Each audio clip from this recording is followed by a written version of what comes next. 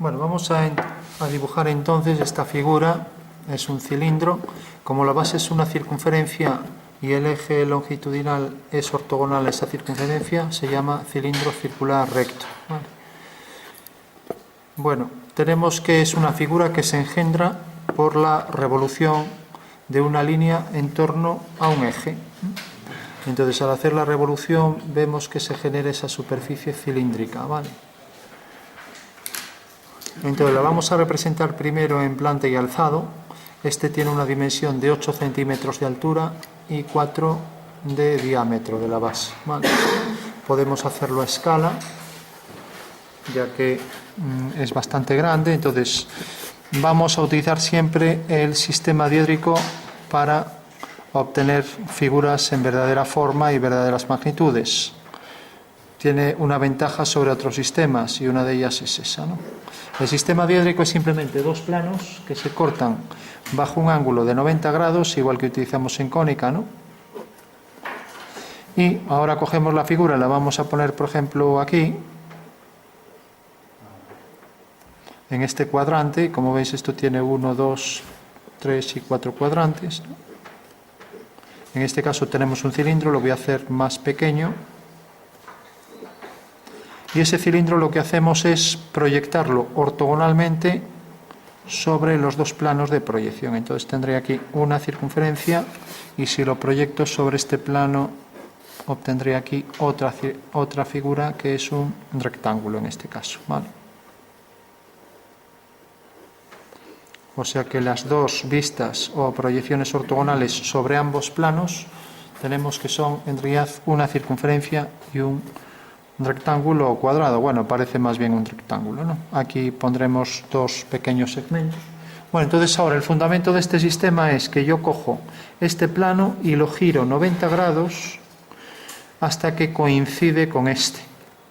De esta manera, en el momento en que lo giro 90, nos imaginamos el giro, viene por aquí, sigue girando, sigue girando. ¿Qué quiere decir? Que esta figura, entonces, al girarla, va a quedar aquí abajo, ¿no? Pues esta figura estaba aquí y mediante el giro pasa a estar ahí. Y fijaros que ahora las dos vistas de la figura, la planta y alzado, están ambas alineadas, correlativas, con la misma dimensión. Y tenemos los dos planos, el correspondiente al plano del alzado que viene a parar aquí. Vamos a dibujarlo también aquí. Vale. Esto, si lo vemos desde arriba, pues tendremos entonces la figura formada por una circunferencia y un rectángulo, ¿vale? Bueno, pues esto es el sistema diédrico. Siempre en sistema diédrico vamos a marcar las dos vistas perfectamente alineadas. Vamos a marcar, en este caso es una superficie de revolución, marcamos el eje de revolución, que lo hacemos con líneas discontinuas, y marcamos para los centros de las circunferencias dos líneas ortogonales, horizontal y vertical. Bueno, vamos a representar siempre, antes de hacer la cónica, la figura en planta y alzado. Si la figura es más compleja, representaremos también el perfil, ¿vale? En principio esta es muy sencilla y queda restringida solo estas dos vistas. Entonces, si pasamos a hacerlo ya en sistema diédrico, entonces dibujamos la circunferencia de la planta. Esta tiene 25 de diámetro. Marcamos los dos ejes. Situamos entonces el eje vertical de la figura.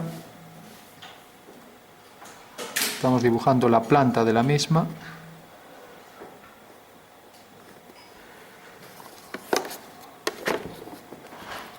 Ahora vemos el otro eje ortogonal. Siempre las circunferencias con estos dos ejes en dibujo técnico, ¿vale?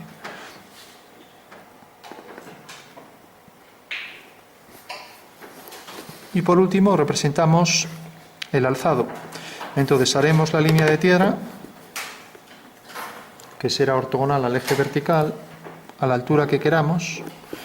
Para indicar que es la línea de tierra, en el sistema europeo y en el sistema español ponemos aquí estos dos segmentos, ¿no? En la normativa americana pues tienen otro sistema, por ejemplo tienen dos segmentos y luego esto así, ¿no? Pero bueno, aquí seguimos el sistema europeo. Por último, proyectamos los puntos de los extremos del cilindro con líneas muy finas o, si queremos, discontinuas. Y marcamos, nos han dicho que esto tiene el doble de altura que la base, que el diámetro de la base. Entonces ya cogemos esta medida y colocamos esta longitud y esta otra. Bueno, pues ya sabemos que ese va a ser el tamaño real del cilindro. Vale.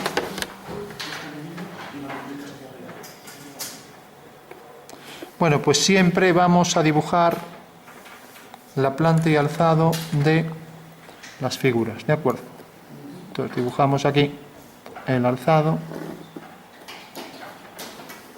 dibujamos aquí la cara superior que se proyecta según una línea y terminamos aquí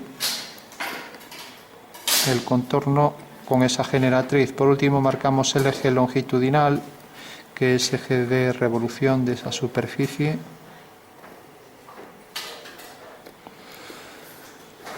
Y tenemos ya al completo el cilindro.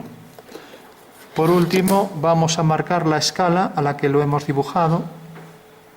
Creo que esto era, dije, 25, si no recuerdo mal. Sí. Vale. Bueno, pues el tamaño del dibujo de esto es... Recordad que la escala es el tamaño del dibujo dividido entre el tamaño real. ¿Vale? El tamaño del dibujo de esta dimensión es 25 y el tamaño real es 40. O sea que esa será la escala, ¿no? 5 por 5, 25, 5 por 8, 40. 5 octavos, ¿vale? Bueno, pues recordad, la escala sería siempre el tamaño que tenemos en el dibujo y dividido entre el tamaño real, ¿no? Y luego lo que hacemos es simplificar. Bueno, por último le pondríamos también las medidas según la normativa, ¿no? Entonces cojo aquí, puedo por ejemplo acotar el diámetro dirigido hacia el centro, hacer esta línea, marco aquí la flecha, una flecha llena, y ahora pongo el símbolo de diámetro y le pongo el tamaño del diámetro. Estamos hablando, por ejemplo, de centímetros, pues pongo 4. Estamos hablando de milímetros, pongo 40. Bueno, voy a hacerlo en centímetros, 4. Alguien me dirá, no, pues que esto mide 25. ¿No? Bueno, 2,5, ya que estamos hablando de centímetros. Pero es que se pone siempre la medida real. Para eso pongo aquí al lado la escala, ¿vale? Y la altura, pues será, le pongo 8. La medida también real. O sea que continúo esta línea. Una línea fina, dejo ahí 1 milímetro y más o menos unos 7 milímetros con una línea fina, marco aquí una ortogonal y pongo aquí la cota en vertical y le pongo también la medida real, ¿vale? Bueno, pues la medida real, esto era 4 y esto es 8. Fijaros que las cotas verticales llevan la cota para leer siempre, lleva la medida así, mientras que esto lleva la medida así. Bueno, pues siempre, aparte de la perspectiva, vamos a tener que dibujar las dos vistas siguiendo la normativa, marcando ejes, como exige la normativa, y marcando las cotas, las medidas, tal y como nos dice las medidas que se establecen en la norma española, que se llama norma UNE, una norma española, que también van a coincidir con las internacionales, que son la ISO, Internacional Estándar Organización, ¿vale? Bueno, una vez que ya sabemos esto, vamos a pasarlo entonces a perspectiva cónica. Entonces, si queremos, partimos mismo de este dibujo, aunque bueno, va a quedar ahí todo un poco comprimido y lleno de líneas, pero bueno, vamos a aprovecharnos de este, ¿no? Entonces, vamos a circunscribir un cuadrado a esa figura y vamos a colocar el plano de cuadro. Ya lo tenemos en planta y alzado. Entonces hago aquí una línea horizontal y este va a ser mi plano de cuadro. Bueno. y voy a marcar aquí, por ejemplo, una altura cualquiera, aquí, ¿sí?, la altura del horizonte. Vale. Y esta será la línea de tierra, tanto para diédrico como para cónica. Bueno, pues ya tengo ahí las tres líneas. Tengo la línea del plano de cuadro, la línea de tierra y la línea de horizonte. Tengo la figura en plantilla alzado, con lo cual ya solo es hacer la perspectiva, ya que tengo todo. Voy a hacer el cuadrilátero, el cuadrado circunscrito a esta circunferencia. Entonces, para ello trazo las horizontales y verticales por cada uno de los puntos. Entonces tengo esta línea, tengo esta otra y tengo estas dos laterales, ¿vale? O sea, las cuatro tangentes.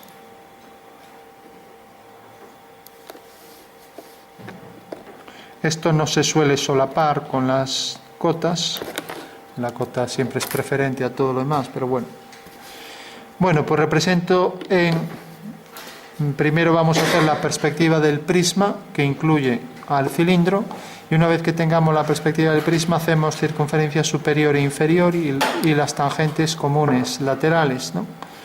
Bueno, entonces primero hacemos la perspectiva del cuadrado.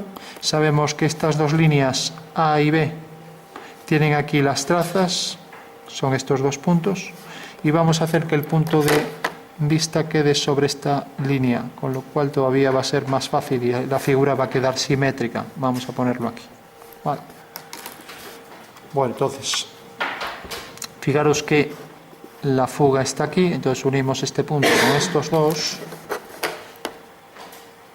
y ya tenemos ahí la línea A y B. Vale.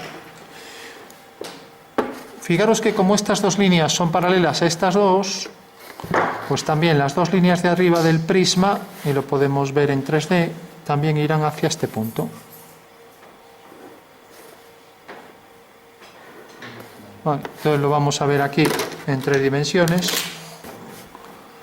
Aquí lo tenemos ya en 3D, pero como está a cierta altura, vamos a colocarlo tal y como está aquí. Entonces tenemos el plano de cuadro y detrás del plano de cuadro, inmediatamente detrás, aquí tenemos, vamos a ponerlo aquí en un lateral, el prisma.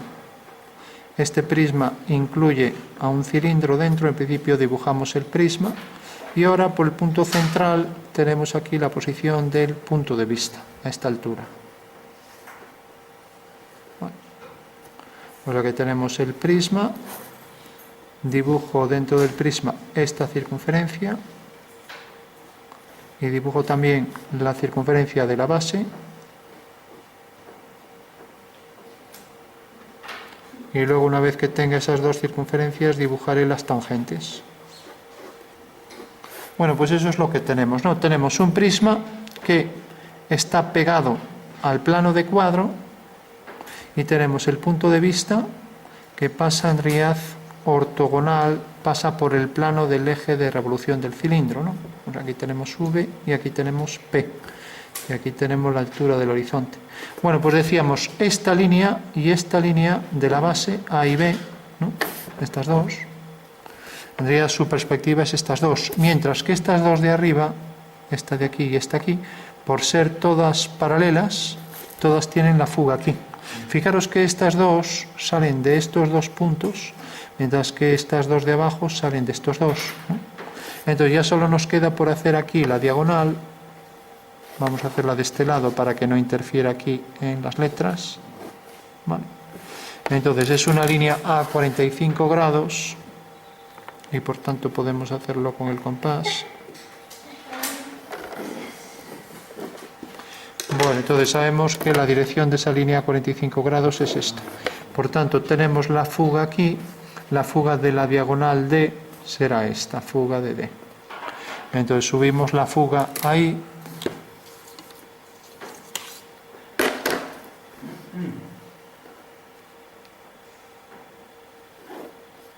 Bueno, eso quiere decir que la representación de la diagonal será esta línea y que por tanto el cuadrado llega hasta aquí. ¿vale? Bueno, todo el mundo entiende que la perspectiva de ese cuadrado pues vendrá dada por esta horizontal, ¿no? Ahí en el contorno, en el extremo superior, ¿no? O sea que aquí hago una horizontal. Esta es la perspectiva del cuadrado de la base, ¿no? ¿Por qué? Porque si os fijáis, hice esta línea, tiene aquí la traza, que subí aquí, hice la paralela, tiene aquí la fuga, 1, y detecta aquí este punto, es este punto realmente, en la perspectiva. Con lo cual ya tengo ahí el cuadrado en perspectiva. Ahora si hago una vertical tendré el cuadrado superior, ¿no? Entonces hago ahí una vertical por este punto.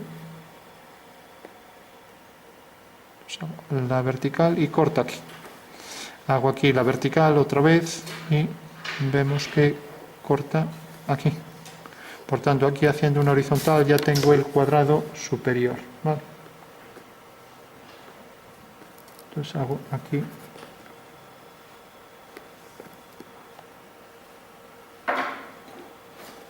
Bueno, pues fijaros que ya tengo ahí al completo. Este señor, el prisma, lo ve así. La cara superior del prisma es esta y la inferior es esta. ¿Se ve? Sí. O sea, si lo hago con líneas discontinuas, tendríamos aquí una cara visible y la cara de atrás este rectángulo, ¿no? Y luego la cara superior y la cara inferior, ¿no? ¿Todo el mundo entiende que un prisma visto de frente sería algo como esto? Sí. Bueno, pues es lo que tenemos aquí. Ya solo falta hacer la elipse inferior y superior y ya tenemos la perspectiva cónica de la figura al completo, ¿vale? Entonces hacemos la otra diagonal para obtener el punto central del cuadrado. Y lo mismo aquí arriba, hacemos ambas diagonales, una diagonal y la otra. Y sabemos que este punto tiene que quedar sobre la vertical, ya que el punto de vista queda sobre este centro. Bueno. Y ahora hacemos las dos horizontales por estos dos puntos y ya podemos trazar con precisión la elipse. Bueno, entonces tenemos aquí una línea horizontal y tenemos aquí otra línea horizontal.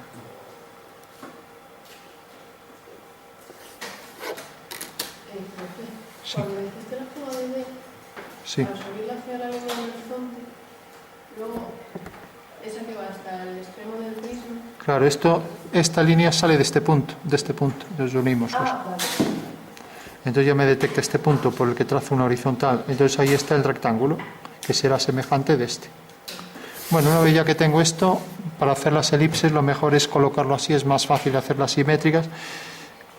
Hay digamos que la elipse sale tangente por estos 4 puntos y se agranda según se acerca hacia aquí. O sea que hará algo como esto. Al principio lo voy a hacer así algo fina. Aquí tenemos una elipse y aquí tenemos la otra.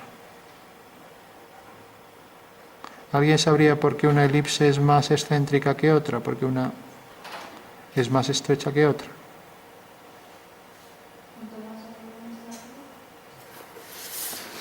Bueno, la clave está en el horizonte, ¿no? La posición del punto de vista. Si esto estuviera por el punto medio, pues serían iguales. Pero, lógicamente, si voy variando la posición, quedaría algo así, ¿no? Si, por ejemplo, lo dibujo esta así y esta así, ¿no? ¿Qué significa? Pues que el horizonte viene por aquí, ¿no? Eso quiere decir que estoy cogiendo una medida aquí menor que esta, ¿no? Vale. Entonces de eso depende. En este caso la elipse saldría muy apaisada y aquí saldría pues mucho más alargada, ¿no?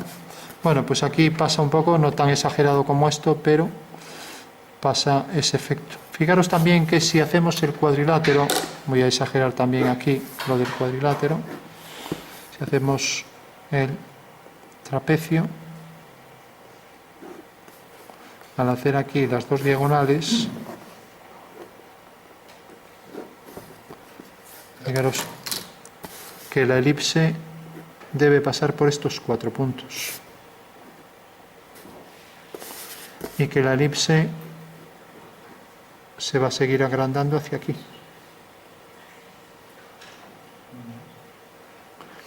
O sea que tendría el extremo del eje mayor pasará por el centro real de la elipse, ¿vale? Lo digo que nada tiene que ver con esta línea, ¿eh? Ya que recordad que en toda elipse podíamos trazar los dos diámetros principales. De manera que estas cuatro partes eran iguales, simétricas, ¿no? Bueno, por simetría sí a lo central. Bueno, entonces una vez que tenemos esto, ya solo habrá que hacer las tangentes comunes, que serán siempre, en esta perspectiva, líneas verticales, ¿vale? Entonces hago aquí una tangente y hago aquí la otra y ya tengo el ejercicio al completo.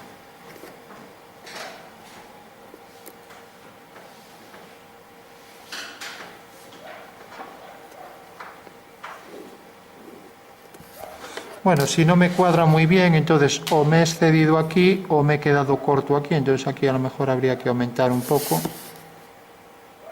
ya que esas tangentes deben ser comunes a ambas elipses, ¿vale?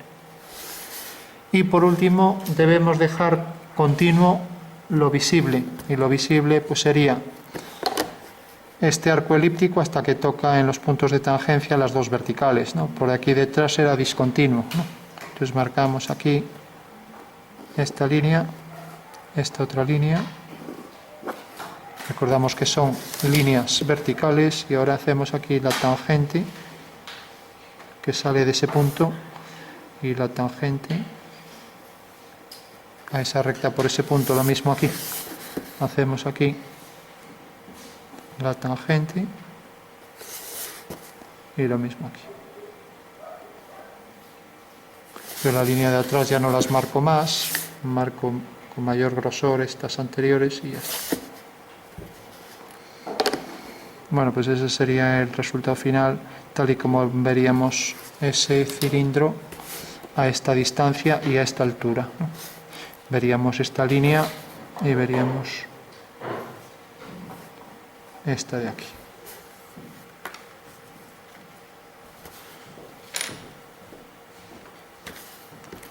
Vamos a darle aquí en el contorno para las superficies de revolución. Podemos oscurecer los contornos y hacer un degradado hacia adentro.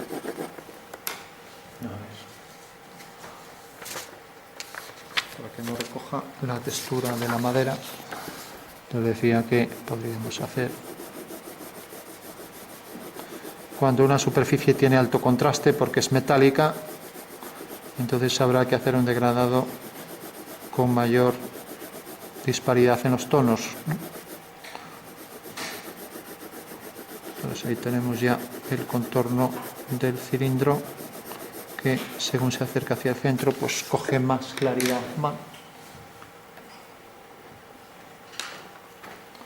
Le podemos dar con un difumino para hacer un fundido más suave. Y lo mismo aquí.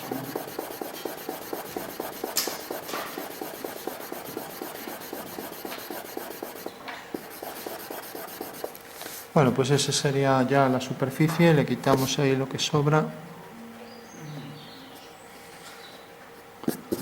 y nos quedamos con ese trozo.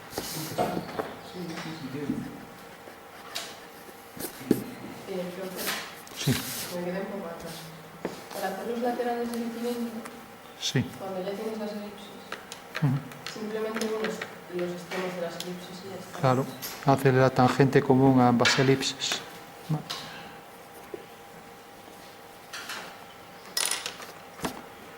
Bueno, pues vamos. Ese sería el resultado final. Y bueno, a ver si sale. Lo más difícil es hacer que las elipses pues salgan bien, ¿no? Lo vamos a poner ahí, aquí, así, para que se vea más claro.